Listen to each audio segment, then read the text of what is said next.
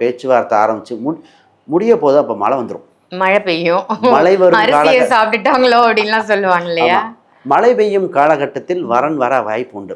திருமணத்துக்காக நகை எடுக்கும் போது இல்ல பத்திரிக்கை பார்க்கும்போது அந்த டைம்ல மழை வருதுன்னா நான் சூட்சம ரகசியம்னு சொல்லணும். திருமணத்துக்கு லேட் ஆகுதா, மழை வரும் காலகட்டத்தில் முதல்ல பதியணும்.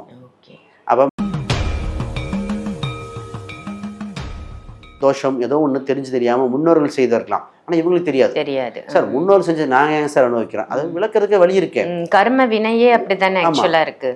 ஒண்ணும் இல்லைங்க, ஆடி அமாவாசை வருது, இவங்களுக்கு வரலட்சுமி நோன்பு அட்டன் பண்ணி ஆக வேண்டிய அம்சமே இவங்களுக்கு தான். ஏன்னா 7ஆம் இடம் இவங்களுக்கு பாதகஸ்தானத்தில் வரனால இந்த அம்சம் உண்டு. இதுல இந்த ராசி இதெல்லாம் பண்ணிட்டாங்க வைங்க, மாங்கல்ய பலம் இதாயிரும், தொழில் வளர்ச்சி ஏற்படக்கூடிய அம்சம். இதே வில்லேஜில் பார்க்கும்போது கேட்டால் நம்ம போஸ்ட் ஆஃபீஸ் பக்கத்தில் இருக்கேம்மா, அவங்க போஸ்ட் ஆஃபீஸ் ரேஷன் கடை பக்கத்துல இருக்கு, பக்கம். அப்ப இதுதான் இவங்களோட வீடு அம்சமே.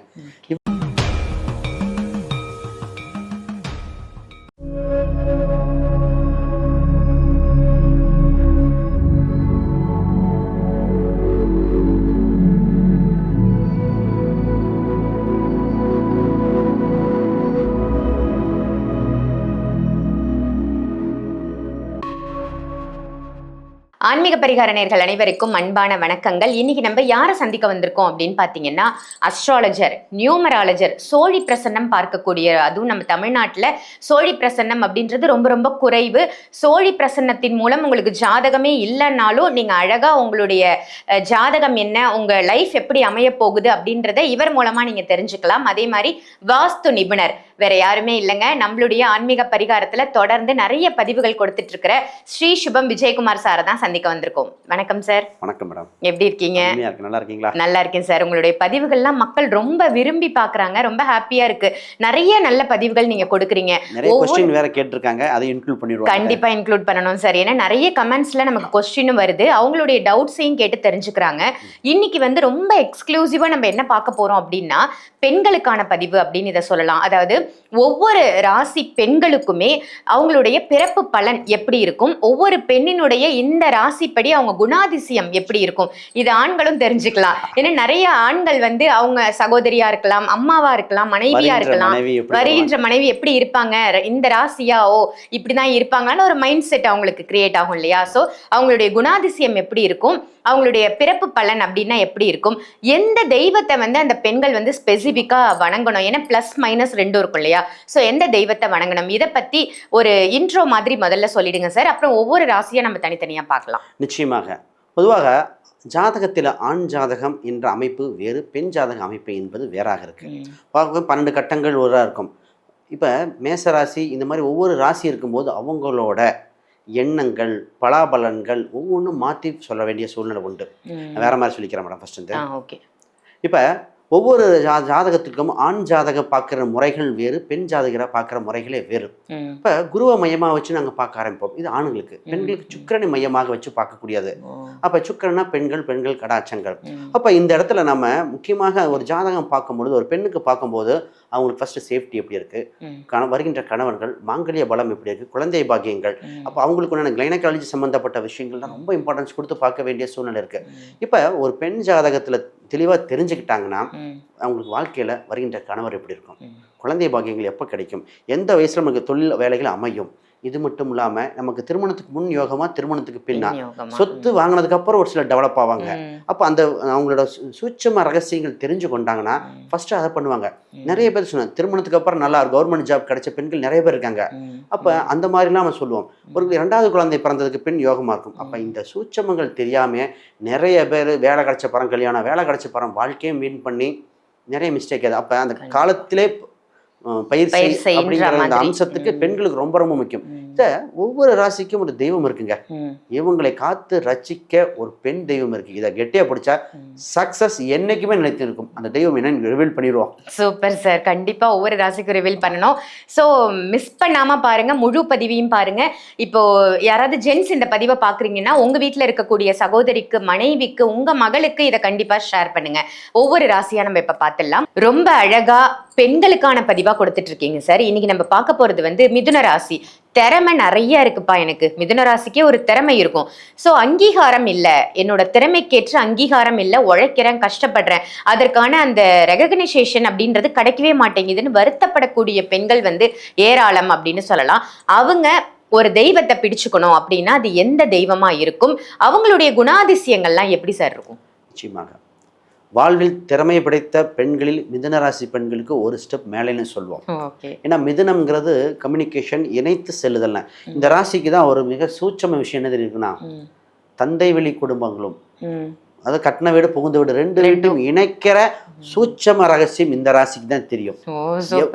எவ்வளவு பெரிய ரெண்டு சைடு மிஸ்டேக் இருந்தாலும் இந்த ராசிக்காரங்க இணைச்சிருவாங்க, டக்கு கட்டுக்கோப்பா கொண்டு போயிருவாங்க. எத்தனை மிதுன ராசி பெண்கள் இதை செய்றீங்கன்றத கமெண்ட் பண்ணுங்க. ஆமா, இவங்களுக்கு இந்த மிதுன ராசி இருக்கிற இடத்துல கலகலப்புக்கு பஞ்சம் இருக்காது. இவங்க எங்க போனாலும் சிரித்து பேசக்கூடியது, அதாவது சிரிப்பு கலகலப்பும் அது சார்ந்த ஒரு அறிவான வார்த்தையும் இருக்கும்.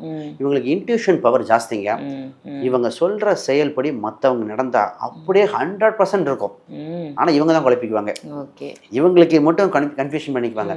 இந்த ராசிக்கு ஃபர்ஸ்ட் எல்லாமே வேண்டாம் வேண்டாம்னு சொல்லிட்டு இருப்பாங்க. ஒரு முறை ஒரு மேடை பேச்சு ஏதாவது உள்ள என்ட்ரி ஆயிட்டாங்க வைங்க, சக்ஸஸ் தான். அப்போ இந்த ராசிக்கு இவ்வளோ சூட்சம ரகசியம் இருக்கு. இவங்களுக்கு வேலை வாய்ப்புல ஆரம்பத்தை சாதாரண வேலைக்கு போவாங்க. நான் நிறைய பேர்த்த பார்த்துருக்கேன். ஆரம்பம் சாதாரண, ஆனால் போக போக கடைசியில் அந்த இதுலேயே மிகப்பெரிய துறைக்கு போகக்கூடிய பெண்கள் நிறைய பேர் இருக்காங்க. இந்த பெண்கள் வேலையில் கொடிநாட்டக்கூடிய அம்சம் உண்டு. நிறைய பேர் பிஸ்னஸ் பண்ணக்கூடிய ஆர்வம் நிறையா இருக்கும். அந்த பிஸ்னஸ் பண்ணக்கூடிய பெண்கள்லாம் பார்த்தீங்கன்னா திருமணத்துக்கு பின் தான் யோகம். மிதுனராசி பெண்கள் பிஸ்னஸில் சக்ஸஸ் பண்ணணும், பெரிய அச்சீவ் பண்ணணும்னா before marriage after marriage life turning பாயிண்டாக இருக்குது. ஆஃப்டர் மேரேஜ் சூப்பராக இருக்கும். இந்த ராசிக்கு ஒரே ஒரு கவனமாக இருக்க வேண்டிய விஷயம் என்ன அப்படின்னா, குழந்தை சம்பந்தப்பட்டதில் முதல் குழந்தை குறிப்பாக கவனம் கவனம் கவனம். நிறைய பெண்களுக்கு பார்த்தீங்கன்னா மிஸ்கரேஜ் ஆகிறது. இந்த பெண்களுக்கு அது இந்த ராசியோட அம்சம் அப்படி இருக்கு. அதனால தான் சொல்லுவேன், நம்ம நடராஜர் வழிபாடு இந்த மாதிரிலாம் நம்ம வழிபாடு சொல்லுவோம். ஃபஸ்ட்டு குழந்தை 4வது மாதம் 5வது மாதம் கன்சீவாக இருக்கும்போது போய் செக் பண்ணிக்குவோம். நிறைய பேர் மக்கள் கூட இப்போ பார்க்கும்போது கூட கமெண்ட் பண்ணுவாங்க. ஏன்னா நிறைய பேர்த்துக்கு பார்த்துட்டோம். அப்போ முதல் குழந்தை எல்லாம் நல்லபடியாக வந்திருக்குன்னா தத்து கொடுத்தீங்களான்னு கேட்போம்.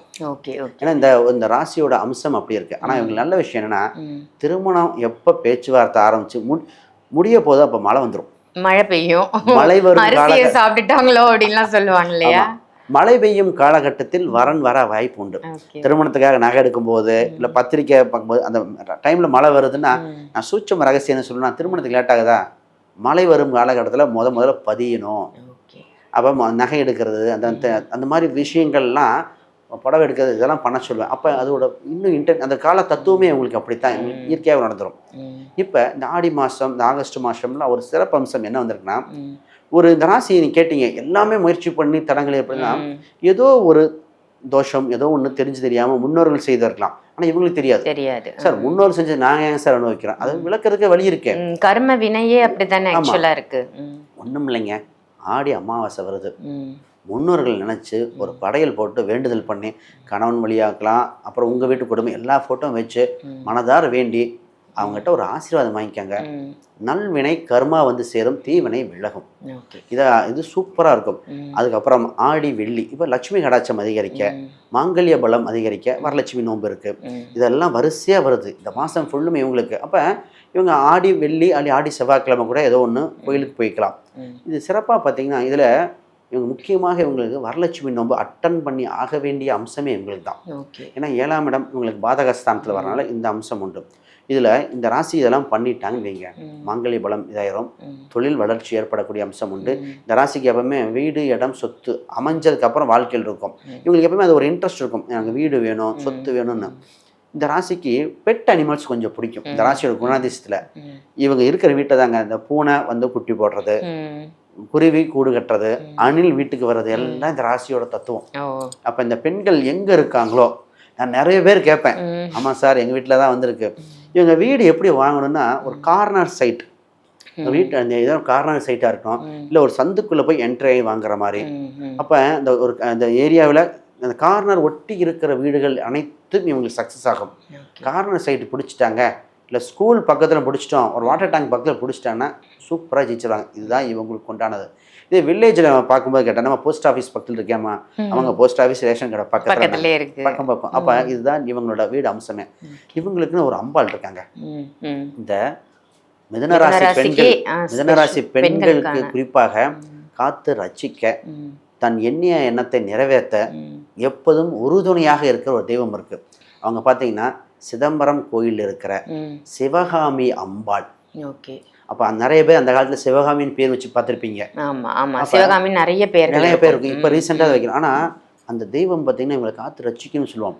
கூப்பிட்ட ஓரளவுக்கு ஓடி வருங்க. மன வருத்தம் இருக்கா, எத்தனையோ தெய்வத்தை கும்பிட்றீங்க, அந்த அம்பாள் படத்தை வச்சு வீட்டில், அது குறிப்பாக ஒரு புதன்கிழமை வெள்ளிக்கிழமை என்று மனமுருகி வேண்டுதல் பண்ணிங்கன்னா பரிதி முன் பணி போல் அனைத்து கஷ்டத்தையும் நீக்க அந்த தெய்வம் இருக்கு. முதல்ல ஒரு முறை நடராஜர் கோயில் போய் சிதம்பரம் நடராஜர் ரகசியத்தை பார்க்க, ரகசியத்தை தெரிகிற மாதிரி இன்னைக்கு நீங்க ரகசியத்தை உடைச்சிட்டீங்க. இவங்க ரகசியமே அங்க இருக்க அங்கதான் சிவகாமி இருக்கு. அம்பாள் தான். ம். நடராஜரோட அந்த அம்பாளை நிச்சயமா பாருங்க, உங்கள் வாழ்வில் மிகுந்த யோகத்தை கொடுக்கும். இதை மறந்துடக்கூடாத ராசி இந்த ராசி. Super sir. மிதுன ராசி பெண்களே, இது உங்களுக்காக தான். ஸோ உங்களுக்கான ஆலயம் என்னன்னு சொல்லியிருக்காங்க, திருமணமான பெண்கள் என்ன பண்ணணும், திருமணம் ஆவதற்கு நீங்க என்ன செய்யணும்னு நிறைய நல்ல விஷயங்கள் சார் இன்னைக்கு நமக்கு கொடுத்துருக்காங்க. ஸோ கண்டிப்பா இதை ஃபாலோ பண்ணுங்க. ரொம்ப அற்புதமான பதிவு கொடுத்தீங்க சார், நன்றி. இந்த பதிவு உங்க எல்லாருக்கும் பயனுள்ள பதிவா அமைஞ்சிருக்கும் அப்படின்னு நினைக்கிறேன். இந்த பதிவை உங்க சகோதரிகளுக்கு, உங்களுடைய நண்பர்களுக்கு, மனைவிக்கு, மகளுக்கு, எல்லா பெண்களுக்குமே இந்த பதிவை ஷேர் பண்ணுங்க. பெண்களா இருந்தா மற்ற பெண்களுக்கும் இதை ஷேர் பண்ணுங்க. கண்டிப்பா இது உங்களுக்கு பிரயோஜனமான பதிவா அமைஞ்சிருக்கும். நிறைய இன்ஃபர்மேஷன் சார் இதுல கொடுத்திருந்தாங்க. ஸோ நீங்க சாரை டைரக்டா சந்திக்கணும், உங்களுக்கு ஜாதகம் பார்க்கணும், இல்ல ஜாதகம் கணிக்கணும், இல்ல சோழி பிரசன்னம் பார்க்கணும், வாஸ்து பார்க்கணும், எப்படினாலும் சாரை நீங்க சந்திக்கணும், அப்பாயின்மெண்ட் வேணும்னு நினைச்சீங்கன்னா வீடியோல தெரியுற நம்பருக்கு கால் பண்ணி அப்பாயின்மெண்ட் வாங்கி ஆன்லைன் கன்சல்டேஷனும் எடுத்துக்கலாம், டைரக்ட் கன்சல்டேஷனும் எடுத்துக்கலாம். அதே மாதிரி இல்ல எனக்கு நான் ஜாதகம் கத்துக்கணும், என்னுடைய ஜாதகத்தை நானே பார்க்கணும் அப்படின்னு ஆசைப்பட்டீங்கன்னா அதுக்கும் உங்களுக்கு ஒரு சூப்பரான வாய்ப்பு இருக்கு. இந்த புத்தகம், இந்த புக்கை நீங்க ஒரு முறை படிச்சா போதும், சூப்பரா நீங்க ஒரு அஸ்ட்ராலஜரா மாறிடலாம். ஏன்னா A to Z எல்லாமே இந்த புக்ல இருக்கு. ஸோ நீங்க எப்படி ஜாதகம் பார்க்கணும், எப்படி கணிக்கணும், மற்றவங்களுக்கு எப்படி நீங்க ஜாதகம் சொல்லி கொடுக்கணும்ன்ற வரைக்கும் எல்லா விஷயங்களையுமே சார் ரொம்ப அழகா அவங்களே ரெடி பண்ணி கொடுக்கக்கூடிய ஒரு புக் அப்படின்னு இதை சொல்லலாம். ஸோ யாருக்கெல்லாம் இந்த புக் வேணுமோ வீடியோல தெரியுற சேம் நம்பருக்கு கால் பண்ணி கொரியர் மூலமா நீங்க வாங்கிக்கலாம். ஸோ அமேசான், பிளிப்கார்ட் எல்லாத்துலயுமே இந்த புக் அவைலபிளா இருக்கு. அதுல கூட நீங்க பர்ச்சேஸ் பண்ணிக்கலாம். இதே மாதிரி வேற ஒரு நல்ல பதிவுல உங்க எல்லாரையும் சந்திக்கின்றேன். நன்றி, வணக்கம்.